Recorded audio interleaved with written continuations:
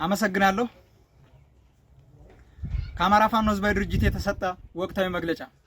የአሜሪካ አምባሳደር ስለ አገዛዙ ድሮን ጥቃቶች ያስተላለፉትን መልእክት እንደግፋለን።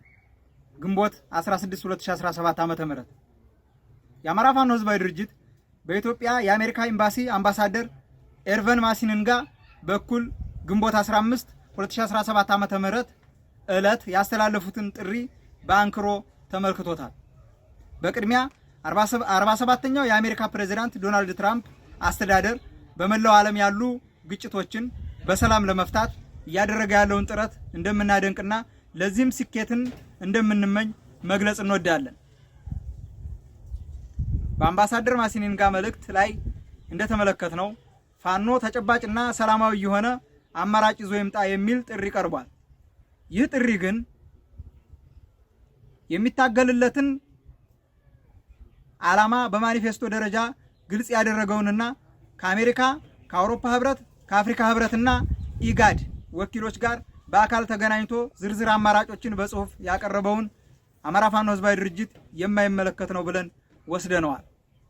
ሆኖም የአሜሪካው አምባሳደር በዚህ ጉዳይ ተጨማሪ ማብራሪያ ለማግኘት በቀጥታ ሊያገኙን የሚፈልጉ ከሆነ በራችን ክፍት መሆኑን መግለጽ እንወዳለን። አምባሳደር ማሲንጋ ባስተላለፉት ቀዳሚው መልእክታቸው የፌዴራል መንግስቱ በራሱ ዜጎች ላይ የሚያደርገውን የድሮን ጥቃት በአስቸኳይ ያቁም በማለት መሬት ላይ ያለውን እውነታ የሚገልጽ የህዝባችንን ህመም የሚጋራ መልእክት አስተላልፈው የነበረ ቢሆንም ምክንያቱ ግልጽ ባልሆነ ሁኔታ በሰዓታት ልዩነት ይህ የመልእክታቸው ጭብጥ እንዲወጣ መደረጉን ተመልክተናል። ይህ መሆኑ አሜሪካ ለዘመናት ያዳበረችውን የሰብአዊ መብት ተቆርቋሪነትና በመላው ዓለም ያሉ ግጭቶችን እና ጦርነቶችን በሰላም ለመፍታት ያደረገች የምትገኘውን ሰፊ ጥረት የሚያግዝ ሆኖ አላገኘነውም።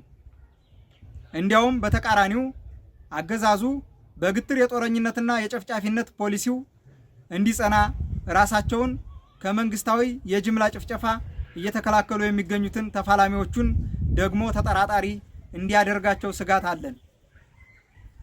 ስለሆነም አንደኛ የብልጽግና አገዛዝ በራሱ ዜጎች ላይ የድሮን ጥቃት እንዲያቆም የተጠየቀው ፍትሃዊ በመሆኑ አሜሪካ በዚህ አቋሟ እንድትጸና እንጠይቃለን። ሁለተኛ የድሮን ጥቃቶችን ጨምሮ ሌሎች የጦር ወንጀሎችንም የሚመረምር ገለልተኛ የሆነ ዓለም አቀፋዊ አጣሪ ቡድን እንዲቋቋምና በውጤቱ መሰረት ተጠያቂዎች ለፍርድ እንዲቀርቡ እንጠይቃለን። ሶስተኛ በአጠቃላይ ዓለም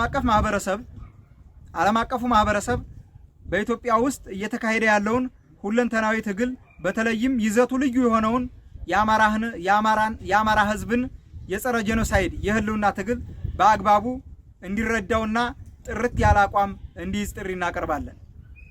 የኢትዮጵያ መንግስት ክሽፈት በሀገራዊ ደረጃ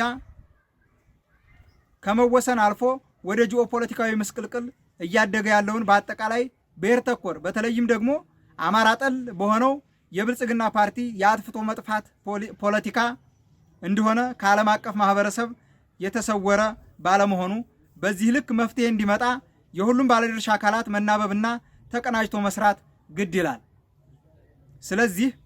ስለዚህም አማራ ላይ ያነጣጠረውን ብሔር ተኮር የገዢው ፓርቲ የጥላቻ ፖለቲካ ከስር መሰረቱ የሚነቅል የስርዓት ለውጥ እንዲመጣና የአማራ ህዝብ ብቻ ሳይሆን መላ የኢትዮጵያ ህዝብም ለ50 ዓመታት የናፈቁትን ሰላም እና ስር ነቀል ለውጥ እንዲጎናጸፉ ለማገዝ በአዲሱ የአሜሪካ አስተዳደር ፈርቀዳጅነት የዓለም አቀፉ ማህበረሰብ ከሚያደርጋቸው አዎንታዊ ጥረቶች ጋር ለመተባበር እንደወትሮ በቅንነት ዝግጁ መሆናችንን እናረጋግጣለን። ድል አማራ ፋኖ ህዝባዊ ድርጅት፣ ድል አማራ ህዝብ፣ ድል ለኢትዮጵያ ህዝብ። የአማራ ፋኖ ህዝባዊ ድርጅት ግንቦት 16 2017 ዓ.ም።